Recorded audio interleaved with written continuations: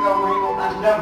Una, imong hinusulan ang sayon, imong pagtuo, imong kaluwasan, kinahanglan si Kristo yun. Wala nila imong kaluwas. Si Kristo yun ang kaluwas.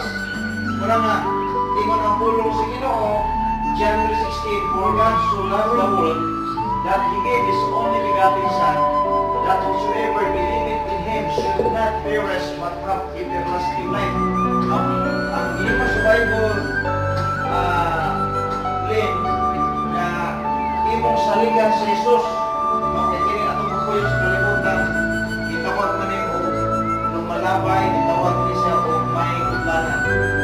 So, dawata si Jesus ni manuluwas sa ligis niya na namatay sa imong dapit, magkamatugas sa kaluwasan. Now, pero ang natampok ko nimo, tawagin ba nimo si Jesus? Tawagin mo si Jesus Christ na mamuhay magaluwas